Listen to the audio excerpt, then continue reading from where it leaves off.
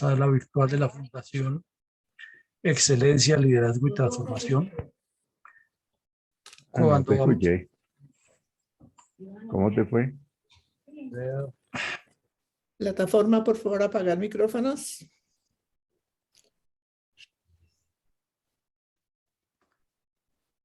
Bueno,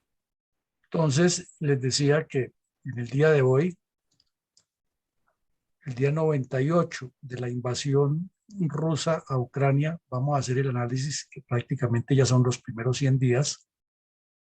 de lo que ha venido ocurriendo después de que el Kremlin tomó la decisión violenta y agresiva de invadir a Ucrania en contra de todas las peticiones, requerimientos y advertencias del mundo. Y lo que vamos a ver, pues, es con el fin de formarnos una idea y responder una sola pregunta. Y en eso quiero ser enfático, que al final las intervenciones no se vuelvan a centrar en repetir lo que todos los días escuchamos por los medios, lo que se dice aquí, sino que responda la pregunta, que ya les diremos cuál es.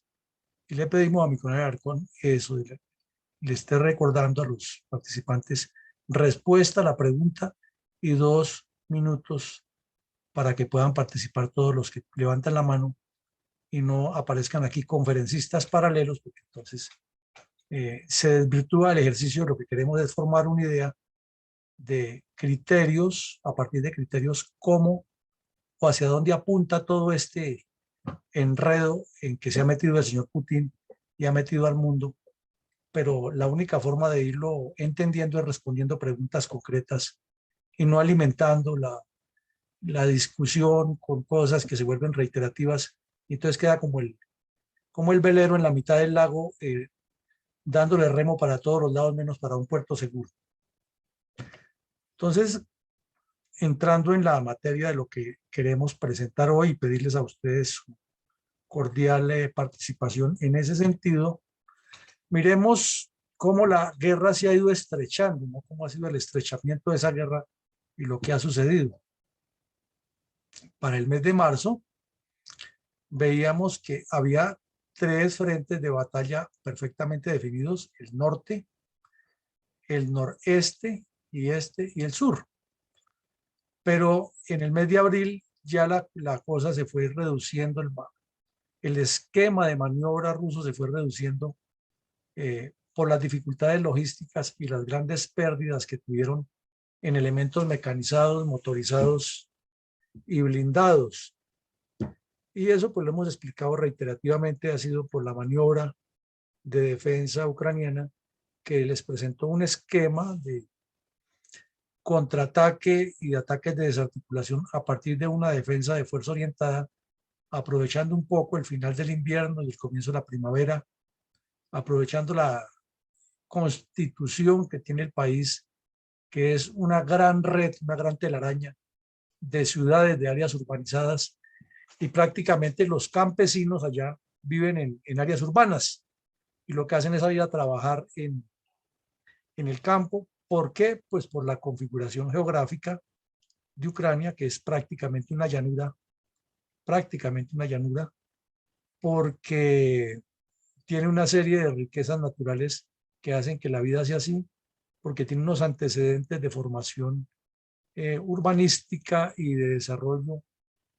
provenientes de la época soviética, y porque el gran río Dnieper la atraviesa de sur a norte y la constituye en un enorme valle agrícola que facilita los asentamientos humanos y que tiene centrales hidroeléctricas, también tiene centrales nucleares, centrales térmicas, y tiene una infinita red de carreteras, no todas tan buenas, pero sí que le han facilitado una comunicación muy ágil para apoyar la defensa. Como les contábamos al principio, el hecho de que le quitaron toda la señalización a las carreteras desubicó completamente a los rusos, porque parece que los sistemas de inteligencia satelitales y de mapeo ruso no estaban tan actualizados respecto a esos campos. Es decir, le han salido un montón de sorpresas a Rusia, que también hemos reiterado aquí. No se trata de decir que ya está derrotado y que es un país que sus fuerzas militares valen menos que otras, no. Pero han sido sorpresas difíciles. Y para ese estrechamiento, ese encogimiento, ha venido materializándose en que al final el señor Putin tomó la decisión de atacar solamente el este de Ucrania en forma terrestre, porque aquí el mapa no lo presenta, pero todo el país sigue siendo objeto de bombardeos esporádicos en distintas áreas urbanas. Entonces daría la impresión que el objetivo del señor Putin es primero conquistar estas dos zonas de Donetsk y Luhansk, donde todos sabemos está la famosa área del Donbass, asegurarle la independencia que él les reconoció antes de iniciar la guerra y seguir afianzando todo el sur para llegar hasta Transnistria en los límites de Moldavia y Rumania. Ese sería como el objetivo principal, pero paralelamente, repito, sigue bombardeando todas las ciudades que puede eventualmente, periódicamente, intempestivamente en el resto del país, porque si el río Dnieper parte del país en dos por aquí, y se piensa que inicialmente él supondría querer apropiarse de toda la región oriental, en realidad él quiere todo el país y quiere seguir avanzando porque su sueño es reconstruir la antigua Unión Soviética. Que tiene un montón de dificultades, bueno, eso ya es otro tema de discusión que no es el que estamos planteando aquí, pero que es su objetivo y es su proyecto estratégico y por ahí va y está buscando comprometer al pueblo ruso y comprometer a otros en esa idea, pues es lo que hay sobre la mesa y es lo que está sucediendo. Entonces, comencemos a ver esta serie de mapas, son varios mapas que nos muestran que después de fallar en la intención de conquistar Kiev, somos claros, no ha renunciado el señor Putin ni a la conquista total de Ucrania, ni a la conquista de todos los territorios de la antigua Unión Soviética. Eso no lo ha renunciado, ni lo ha dicho, ni está dentro de sus planes, pero lo pasó como en una especie de congelador transitorio porque reenvió sus tropas hacia el oriente a conquistar esta zona del Donbass, ya que él considera que conquistando Luhansk y Donetsk, que sería la zona completa donde impondría todo ese orden, pues tendría ya una posición mucho más sólida, sobre todo garantizar que esta red de carreteras y de líneas de comunicación le queden en su poder para avanzar. Y aquí hay 4 o 3 ciudades más, pero 3 ciudades que son más nombradas en estos días, que son esta de Severodonetsk, Sloviansk y Kramatorsk. Recordemos que aquí Kramatorsk fue donde hizo el bombardeo indiscriminado contra un montón de personas que estaban esperando subirse al tren y asesinó a 67 personas, entre ellos varios niños. Entonces vemos que el primer mapa nos muestra eso y nos va ubicando dónde se concentró el siguiente objetivo, que desde este lado, desde esta óptica, lo llamamos un objetivo parcial porque no es el definitivo. Y que esta ciudad que está aquí alcanza a verse el nombre Izium, se le convirtió en una obsesión y la ha golpeado muy duro. Ya la tomaron, pero les ha salido demasiado costoso. Igual que la de aquí de Mariupol,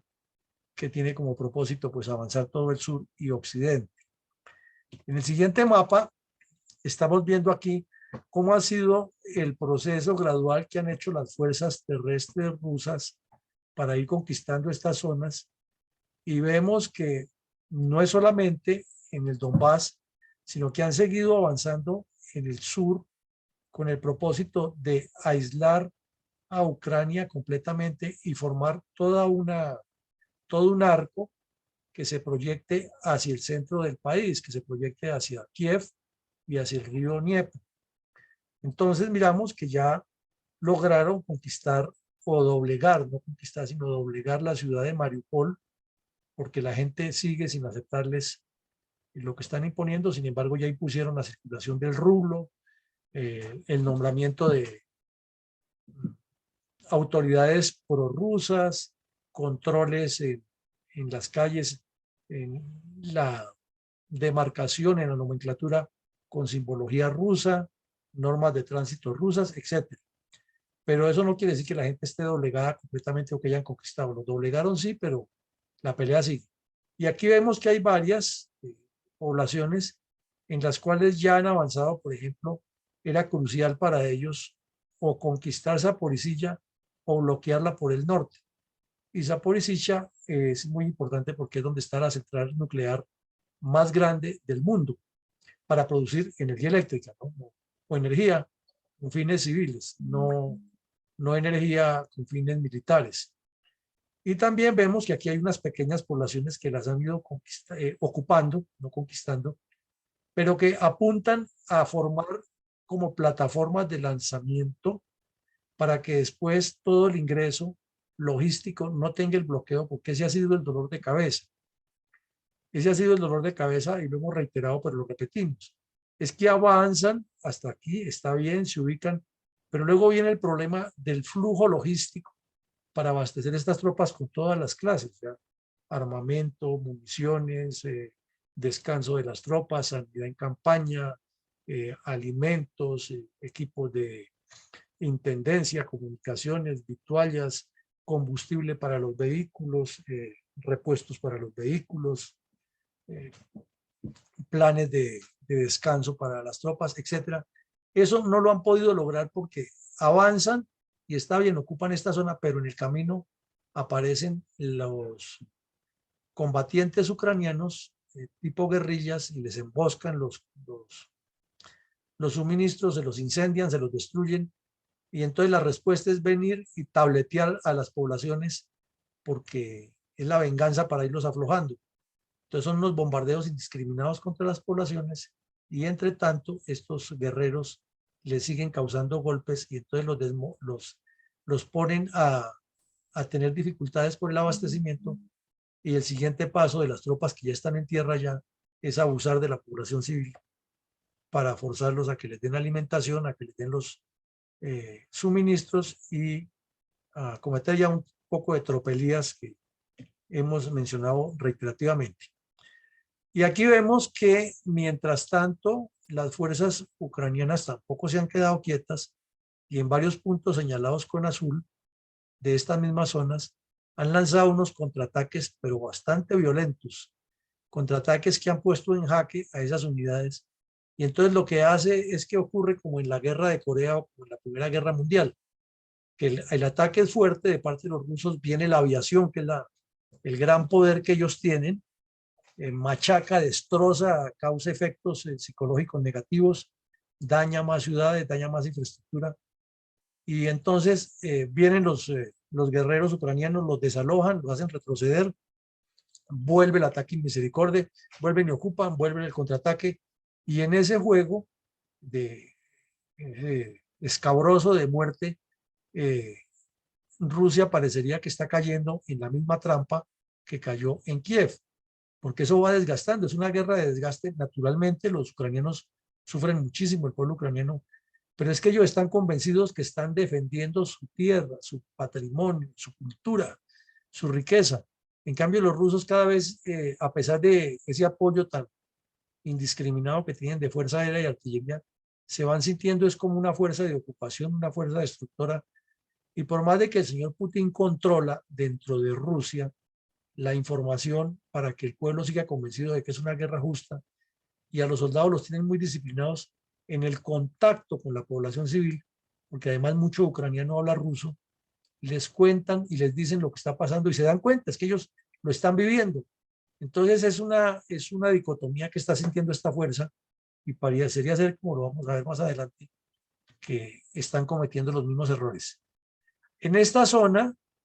de las tres ciudades que nombrábamos, Kramatorsk, Sloviansk y Severodonetsk, se han presentado los combates en el último mes muy intensos y han sido unos combates como los que narrábamos ahora, de enfrentamiento frontal de una especie de guerrillas que vienen y le ponen la vida a cuadritos a las fuerzas mecanizadas o motorizadas, porque la infantería a pie está actuando es muy de la mano con ellos, rusa, y esperando que la artillería les abra camino y que la aviación les apoye los ataques de desarticulación. Entonces, ha sido una zona donde se han presentado unas batallas muy críticas, pero parecería ser como una especie de Primera Guerra Mundial, en la que ninguno de los dos bandos adquiere ventajas significativas, pero sí se está causando daños mutuamente de manera persistente y eso a la final tiene que tener una forma de reventar. Y parecería ser que revienta más fácil por el lado de los rusos, que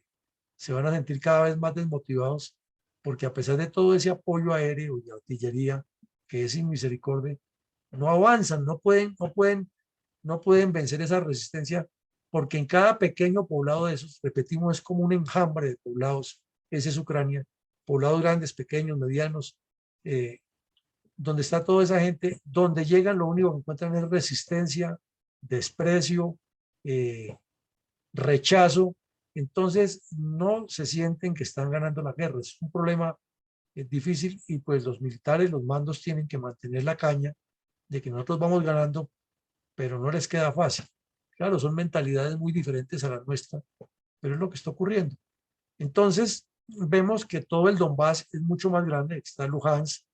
y aquí está Donetsk, es todo esto, pero por ahora, en el último mes, las batallas se han concentrado en estas tres ciudades porque estratégicamente Rusia ha considerado que controlando estas tres ciudades, controla todo el Donbass y controla supuestamente las líneas de comunicación que seguirán siendo su talón de Aquiles, porque no tiene la capacidad aérea de Rusia de trasladar toneladas y toneladas de abastecimientos, porque eso le sale muy costoso. Es que la economía rusa es tan grande como la de Italia. Es un país que es el más grande del mundo, eh, pero no tiene una economía tan poderosa como la de Estados Unidos o China o la misma Alemania. Ahora vemos aquí que este mapa nos muestra 5 rutas de avance que tiene las fuerzas rusas hacia las ciudades mencionadas, hacia Sloviansk, Kramatorsk y Sievierodonetsk, las tres ciudades que están en la mira. Pero si ustedes miran, aquí está una pequeña ciudad de Liman que ha sido nombrada mucho en estos días por la fiera resistencia que han puesto. Aquí hay otra que llama Yampil, otra que llama Popsana, que les ha puesto la vida a cuadritos, a pesar de que prácticamente la tienen dominada, pero no han podido. Entonces, en cada poblado de estos que vemos aquí, ustedes ven el nombre, sí, la presencia rusa es mayoritaria, pero no tienen controlado todo, sino que a cada rato se encuentran con la resistencia de esa especie de guerrillas que los tienen enloquecidos y no saben cómo resolver eso, a pesar de que inmediatamente viene la fuerza aérea o la artillería a causar más estragos. Y a lo largo de de estas 5 rutas, de estos 5 ejes, que apuntarían todos como epicentro Sloviansk, y es obvio de entenderlo porque controlando Sloviansk, pensarían ellos que ya tienen todo esto controlado, pero es que esa presencia móvil de estos grupos de especie de guerrillas los enloquece, porque como el terreno es casi plano, entonces hay mucha trocha, mucha ruta, mucho sector por donde moverse, y esos soldados ucranianos demuestran que tienen un estado físico envidiable y que pueden caminar por entre esos bosques, por entre esas zonas. Y también hay mucha zona pantanosa. Eso es otra dificultad que tienen. Entonces los ucranianos conocen su tierra, tienen los guías, los vaquianos, saben por dónde moverse y los rusos vienen a la topa tolonta tratando de averiguar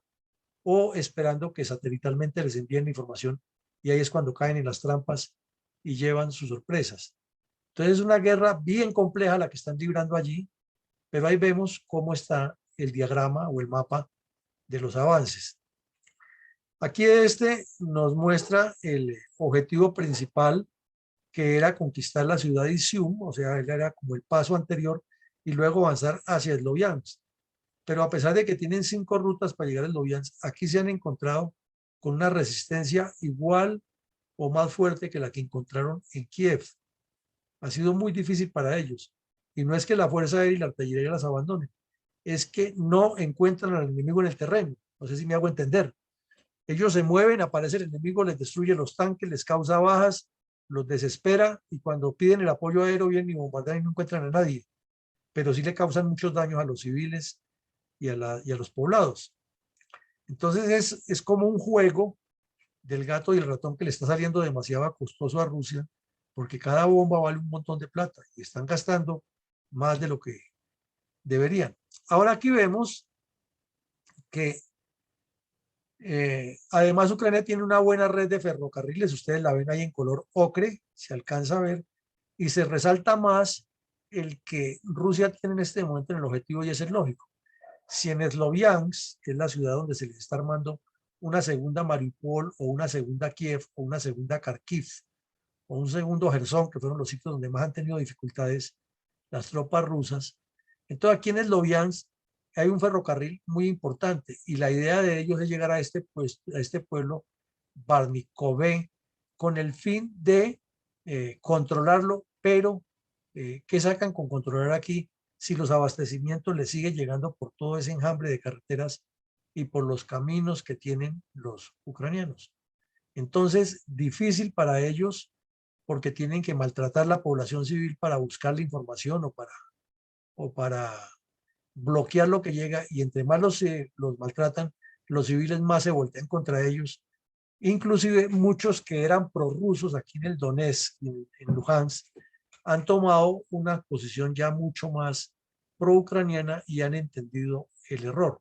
Esto no quiere decir que estén perdiendo la guerra ya definitivamente los rusos, ni que los ucranianos la están ganando. Estamos haciendo una descripción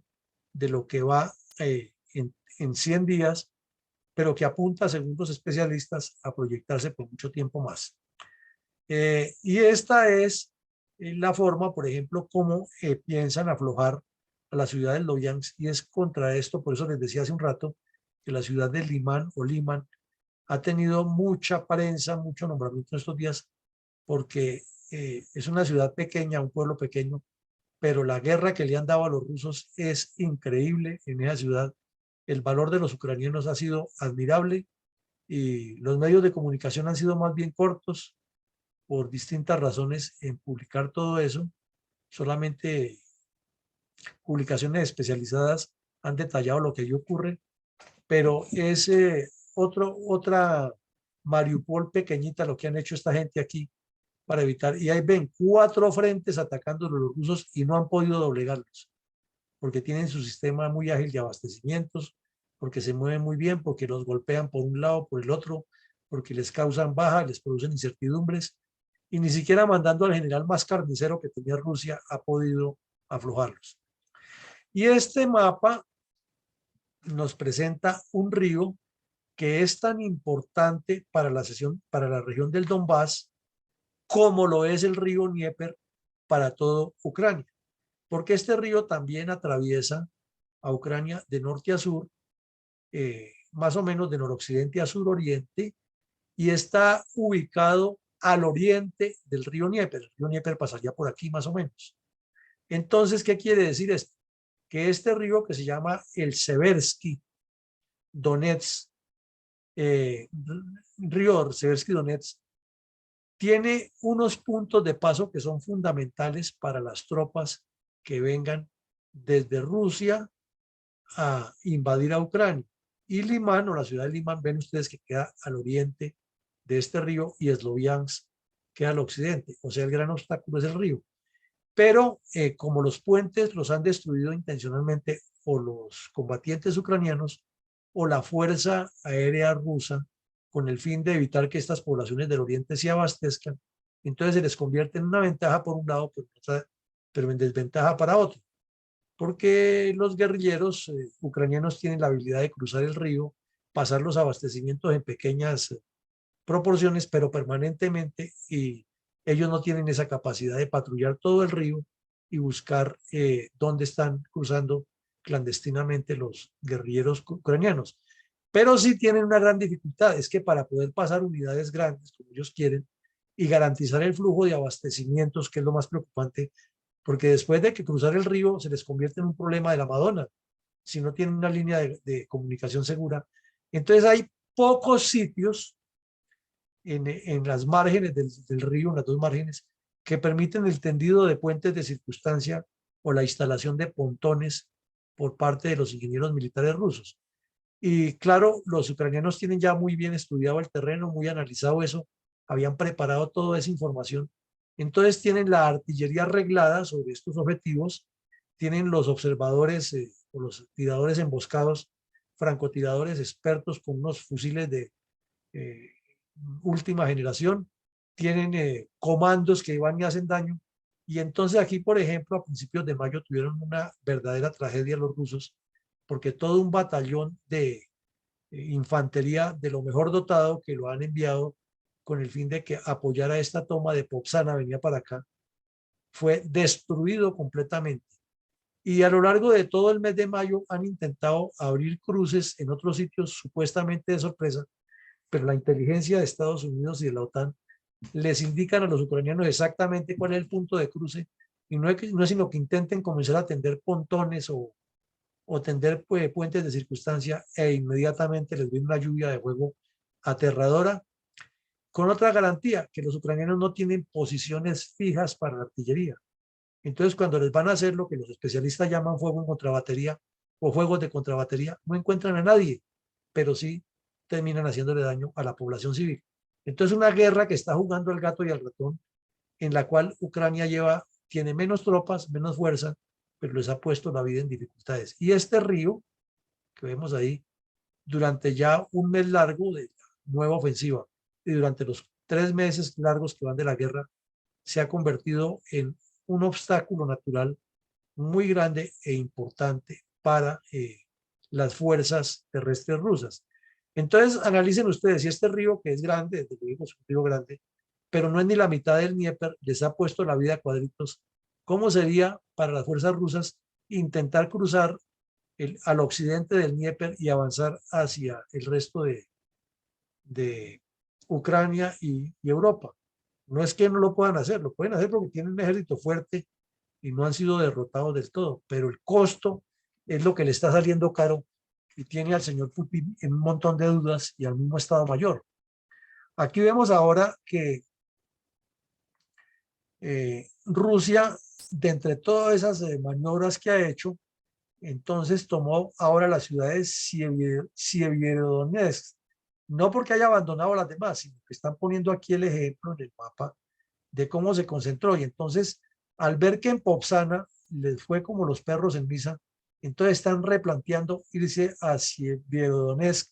con el fin de controlar las tres, o sea, este triángulo que vemos así.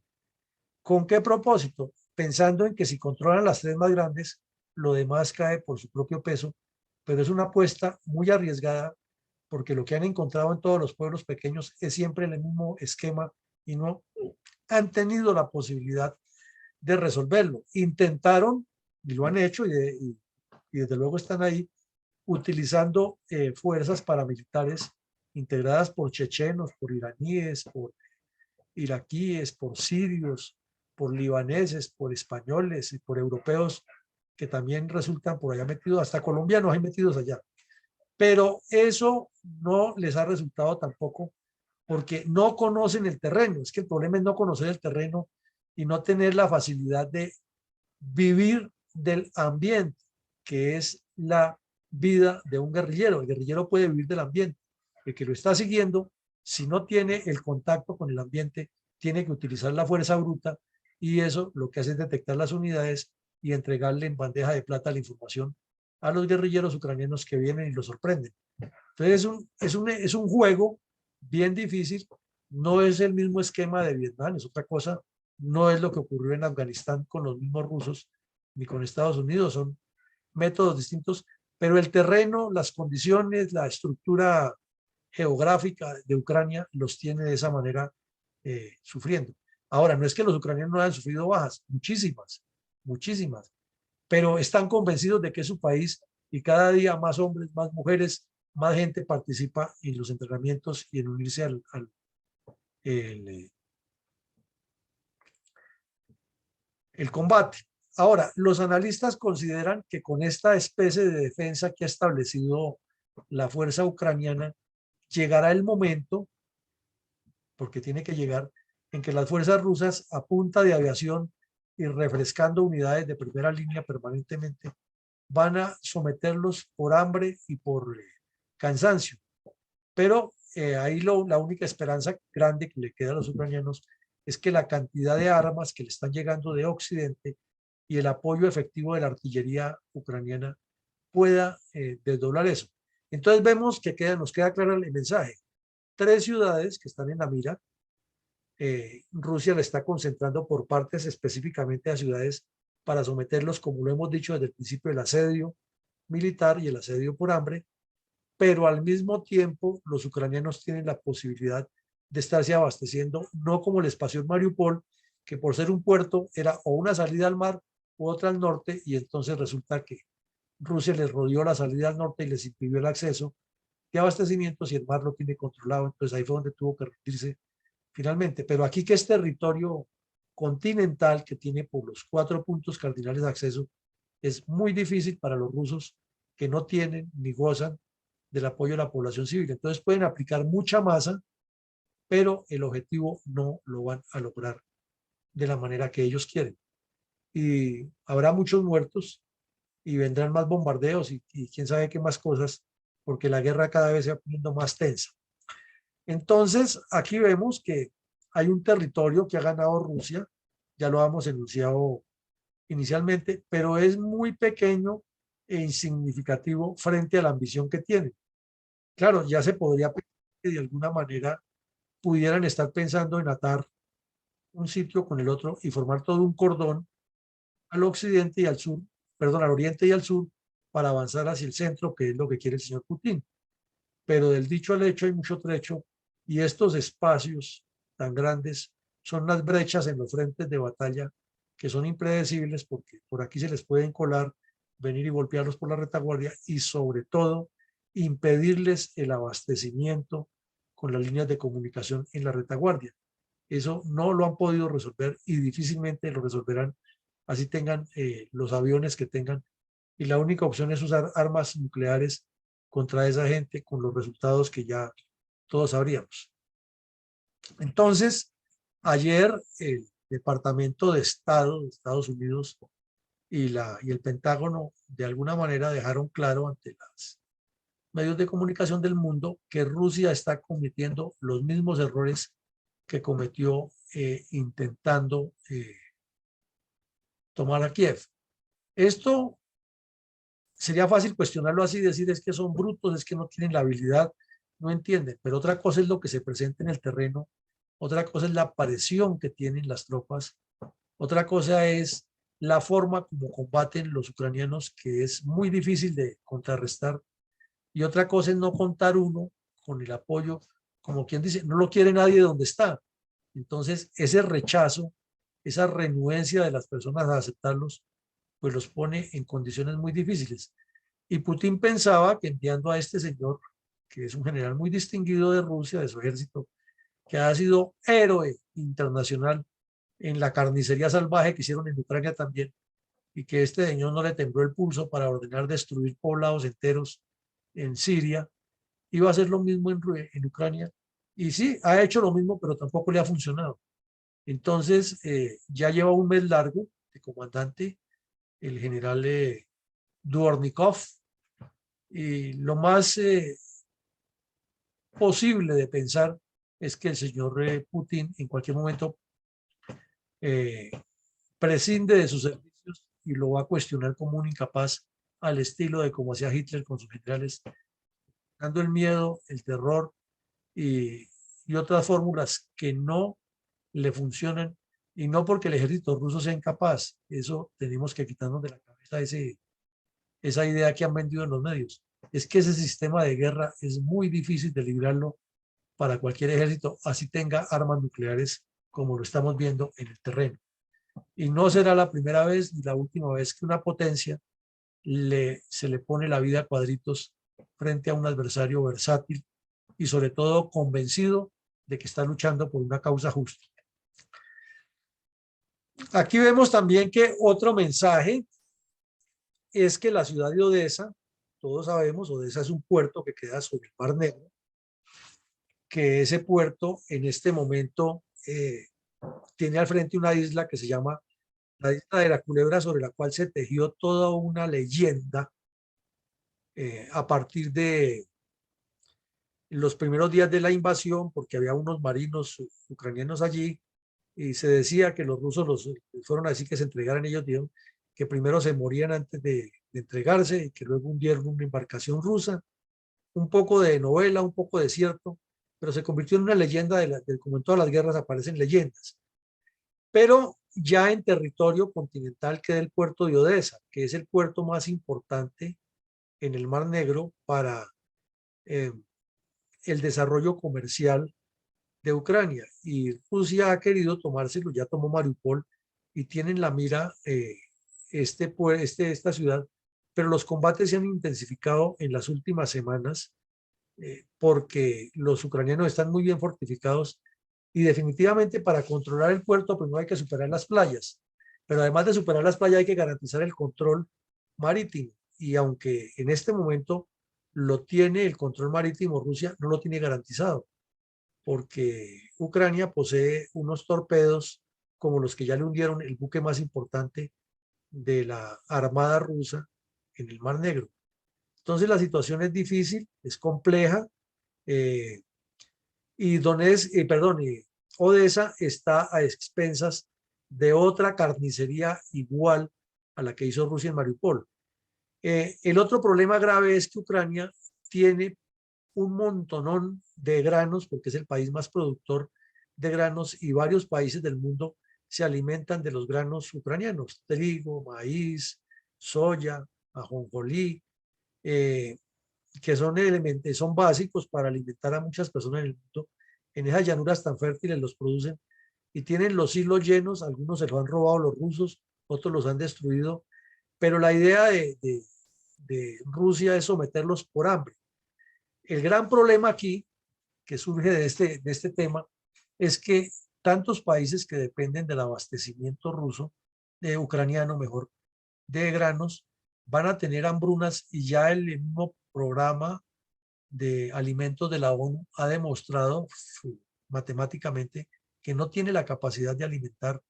a medio mundo ni por recursos financieros para comprar, ni porque así hubiera los recursos, tampoco tiene dónde comprar la cantidad de granos. Y todos sabemos las hambrunas tan tenaces que hay en África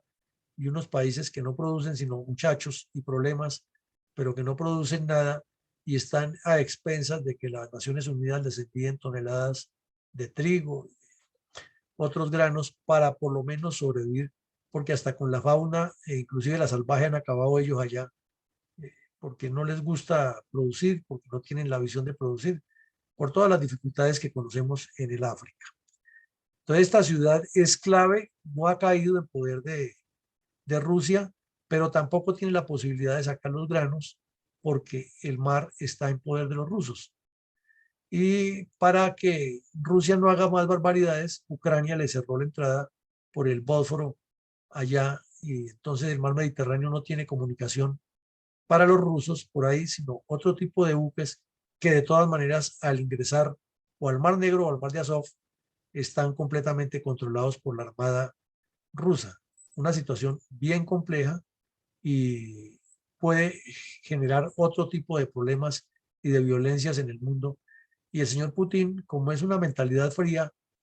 calcula que esa puede ser la salida con la cual le aflojen todas las sanciones económicas que tienen y él ya pone las condiciones de que él es el que controla ese puerto para que Rusia sea la dueña de del comercio de los granos ucranianos y es más, apropiarse de una región de esas para que definitivamente sea Rusia la dueña de todo el negocio. Entonces vean ustedes que son puntos muy encontrados y que no es tan fácil, como dijo el primer ministro italiano esta semana, que es que toque negociar y entregarle un pedacito a Rusia. No se les puede entregar ni un centímetro. Primero porque no es de ellos y segundo porque cederles en algo es darles patente de corso para que armen fortificaciones militares ahí y avancen en su objetivo que no lo han cambiado de mente. Y hoy ocurrió una noticia que superando todas las reticencias, rechazos que había tenido interna y externamente Alemania por los temas de los acuerdos que firmó, o acuerdos no, las imposiciones que le hicieron a Alemania al término de la Segunda Guerra Mundial. Llevaba 77 años Alemania sin meterse con nadie, siendo buenos muchachos, tomándose la sopa y embolando muy bien los zapatos, hasta que esta situación de Ucrania puso precisamente y de manera paradójica al partido que más defiende en Alemania, que es el que está en el poder, los puso en una situación tan crítica que el canciller Olaf Scholz hoy definitivamente cedió en todo lo que le estaban exigiendo, inclusive Ucrania,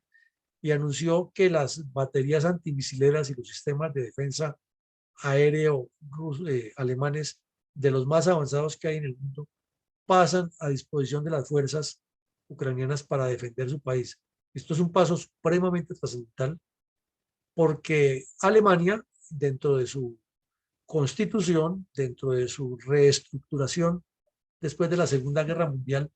estaba filosofando con una teoría o una línea de acción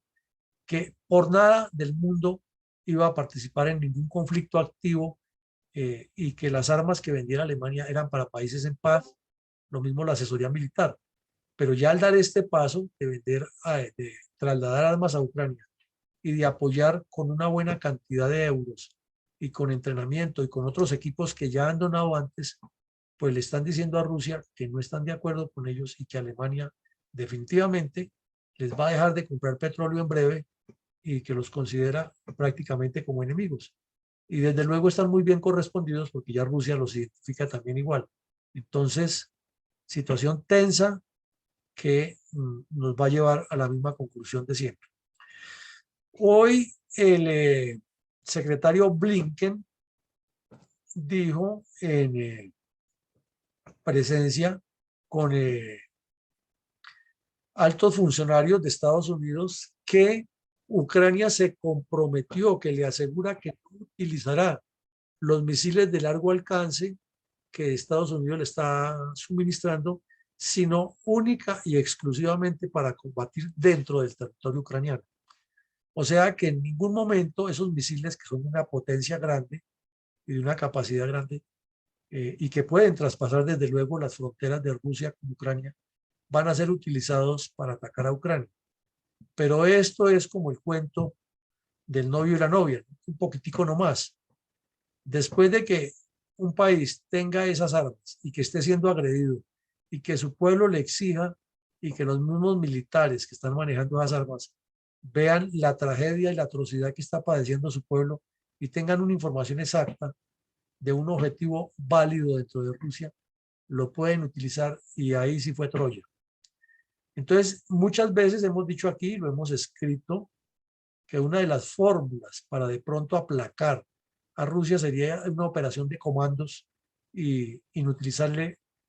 una parte de la fuerza aérea incluso en tierra. Eso no es ningún secreto y los rusos lo saben, que es uno de los riesgos que tienen. Pero aquí ya teniendo estos misiles, entonces, como la canción mexicana, ¿qué de raro tiene que una información muy exacta de cuántos aviones en determinada hora están en una base aérea listos, artillándose para salir a causar daños, y que alguien con un misil bien colocado les apunte y los destruya ya dentro del territorio ruso? Entonces Rusia utilizaría eso como una disculpa porque fue agredida dentro de su país. O sea, están agrediendo a Ucrania, pero como no los han agredido a ellos, entonces tienen todo el derecho y son intocables. Entonces, al recibir ese ataque, podría desencadenarse una guerra con el uso inclusive de armas nucleares. Entonces, por eso el señor Blinken se anticipó hoy, el secretario Blinken se anticipó hoy a decir que Ucrania garantiza que no va a utilizarlos, pero esa garantía en medio de una guerra es muy difícil porque la verdad es lo primero que se acaba en las guerras. Este fin de semana, ya hemos mencionado la ciudad varias veces, Sievierodonetsk estuvo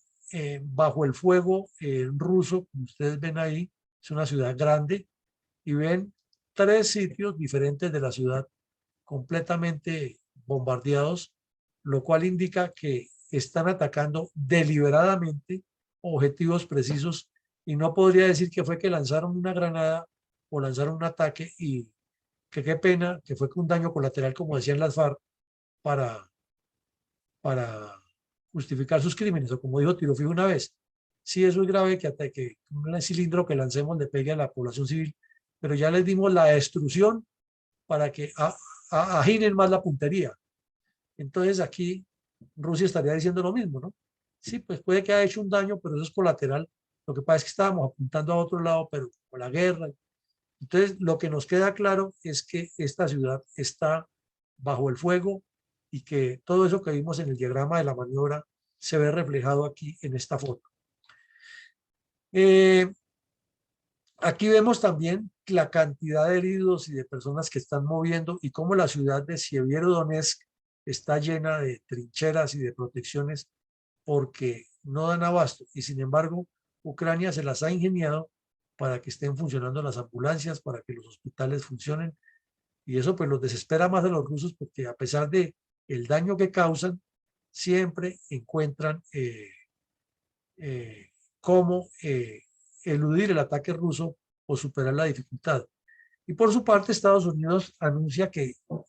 los informes de inteligencia le indican que Rusia va a incrementar los ataques aéreos y de artillería.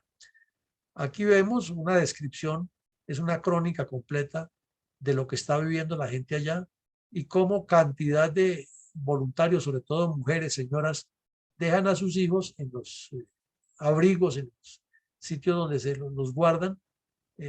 protegidos allá con algunas otras señoras y se turnan para ir de voluntarias a los hospitales a ayudar a las enfermeras y los médicos a atender a los heridos, a los lisiados, a los enfermos. Entonces es un pueblo que está demostrando una unidad y un deseo y una capacidad de movilización sin los medicamentos. Algunos de estos tienen que hacer las cirugías sin anestesia porque no hay suficiente, pero toca rápido para curarlos porque si no se enferman, son heridas gravísimas. Y estas señoras han venido aprendiendo sobre la marcha, sin hacer curso, a mantener todas medidas de asepsia, a tratar heridos, a tratar lisiados de guerra, que es todo un drama. Entonces todo eso impacta y causa sensación de la grandeza de un pueblo. Hoy también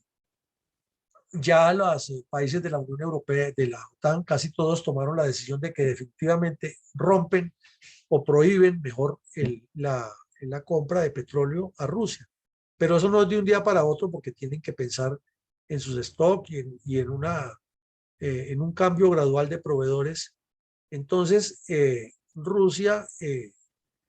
no advirtió que va a utilizar armas militares o acciones militares contra esta decisión, pero volvió a insistir que es una acción demasiado negativa para la Unión Europea, habida cuenta de que de una u otra manera ellos van a necesitar el petróleo de Rusia y del gas ruso que no se lo va a poder suministrar a nadie. O sea, dan por sentado que no hay forma de reemplazar eso, aunque ya se está demostrando que sí se puede, pero ellos dicen que no. Y lo segundo que dicen es que si todo eso sigue así, ellos no van a ceder un ápice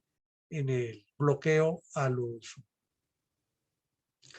granos, a la salida de los granos desde Ucrania, lo cual significa, y a los fertilizantes, que ellos también son productores de fertilizantes, lo cual significa que la agricultura del mundo se va a poner demasiado cara y fuera de eso, insuficiente, en especial para los países que dependen de la calidad pública de la ONU. Entonces, esto pues lo vemos, significa que tanto va el cántaro al agua que al fin se rompe y que por algún lado esto va a reventar o que no hay mal que dure 100 años ni enfermo que lo resista y de alguna manera va a tener un fin eso. Entonces, ante todas esas circunstancias que hemos visto, sucede que hay un enorme riesgo, se aparecen luces, chispoteos, de que hay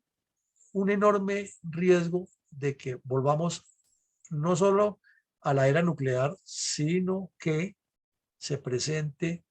de pronto un ataque nuclear de parte de los rusos. Y hacia allá es que queremos enfocar en las preguntas de hoy. Entonces miremos qué es lo que pasa y por qué se dice eso. Resulta que surge la primera pregunta. ¿Podría Rusia realmente utilizar las armas nucleares? Es una pregunta que hacer para la reflexión. Y lo segundo, ¿o está Rusia utilizando la misma estratagema que utilizó en la Guerra Fría de escalar la amenaza para luego desescalar el procedimiento político favorable? Son un par de preguntas que en síntesis encierran todo lo que está pasando con los anuncios permanentes del señor Putin, que ya le dijimos al equipo estratégico que se aliste, que no se les olvide que Rusia tiene la mayor cantidad de armas nucleares, que el que se meta con Rusia va a sentir los efectos. Más o menos han sido las frases de Putin durante estos 3 meses después de que invadió a Ucrania. Pero hay otro actor que está armado y que tiene unas características complejas, que es China. Resulta que China tiene los intereses, todos lo sabemos, sobre Taiwán, ya lo hemos estudiado aquí varias veces,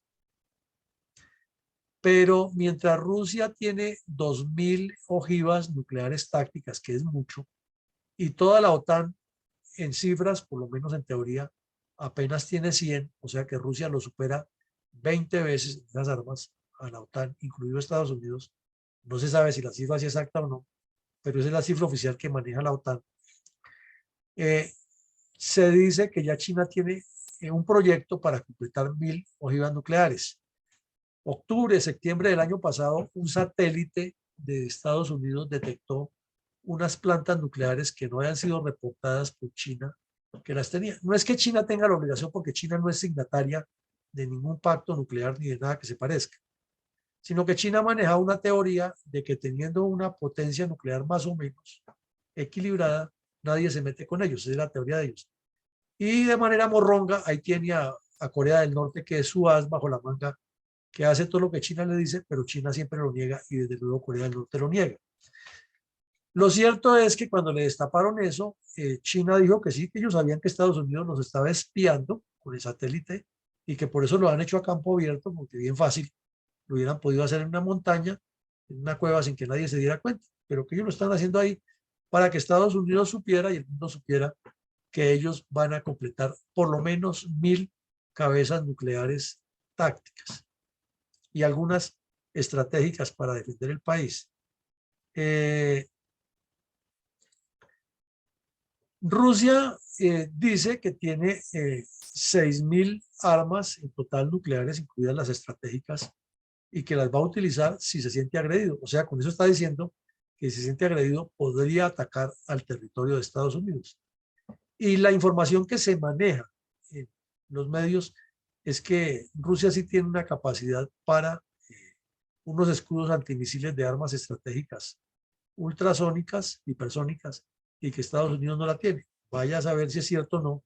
pero eso es lo que se maneja. Y de China es una incógnita porque no se sabe qué está pasando. Entonces aquí vemos que hay un triángulo que es Moscú, Washington, Pekín, 3 poderes nucleares o 3 grupos, o 3 países, como 3 estados, con un poder nuclear impresionante, que están en este momento en lo que se llamaría una situación de erosión, porque repito, China no es firmante, no es signataria de ningún pacto. Rusia y Estados Unidos firmaron durante la era Reagan 2 pactos, el SALT 1 y el SALT 2, y luego firmaron otro que se vence en el 2026, que se llama el START 1, que en el cual se limitan las armas estratégicas de Rusia y Estados Unidos. Pero China no hace parte de ese pacto. Y es más, el señor Xi Jinping dijo que a él no le interesa, no tiene nada que ver entre guerras de Estados Unidos y Rusia, y que a él le tienen que respetar a China, que tenga sus armas nucleares, así de que nadie se meta con él. Entonces aquí surgen varias cosas, que Israel tiene armas nucleares y lo niega, dice que no tiene eso. Irán está muy avanzado en un proyecto nuclear y goza de la bendición de China y Rusia. Pakistán tiene armas nucleares, goza de la financiación que le da Arabia Saudita y de la justificación que tienen para protegerse de un supuesto ataque nuclear de India. India tiene armas nucleares porque dice que está en la mira de China y de Pakistán. Y Japón supuestamente no tiene armas nucleares, pero sí tiene capacidad de reactores nucleares, y con lo disciplinados y lo inteligentes que son, de un paso al otro no hay mucha distancia. Además que ellos tampoco se les olvida que tuvieron una visita en junio del 45 con 2 pasaditas que les pegaron en 2 ciudades, Hiroshima y Nagasaki, y eso no se les olvida. A ningún pueblo se le olvida una tragedia de esas. Entonces ahí está sobre el tapete un montón de cosas. Estados Unidos acaba de hacer un convenio con Australia para dotar submarinos con capacidad de reacción con energía nuclear, y de ahí a un paso a que tengan armas nucleares, pues eso no es mucha la distancia, porque es obvio. Si un submarino tiene capacidad para moverse con energía nuclear, pues el siguiente paso es artillarlo con armas nucleares de nivel estratégico. Y desde luego que esa es la intención, porque si tienen al frente las costas de China y China quiere apropiarse de todo el mar del sur, la única forma de disuadirlo es con armas nucleares.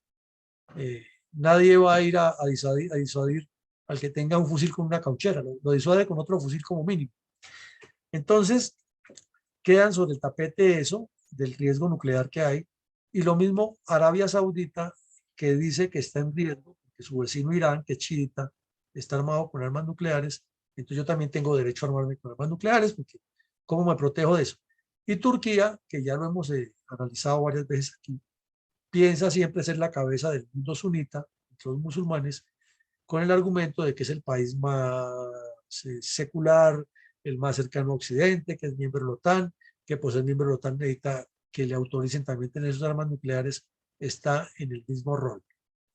De Siria y de Irak ha habido muchos intereses, intenciones de hacerlo. Libia pues está destruida en este momento, pero tuvo el propósito. Egipto es otra incógnita. Entonces vemos que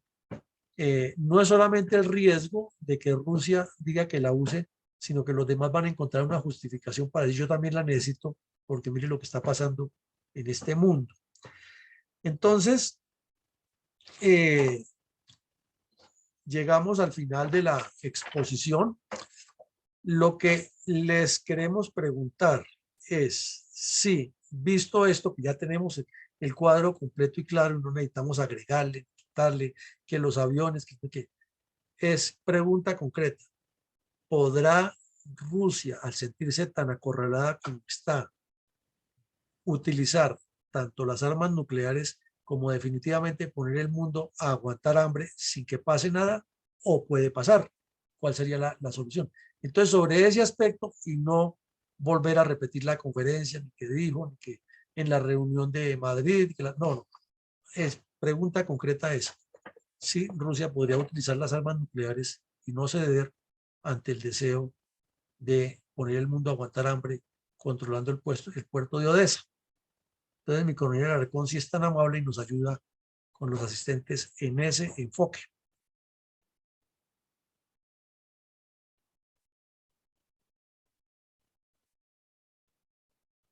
Coronel Alarcón.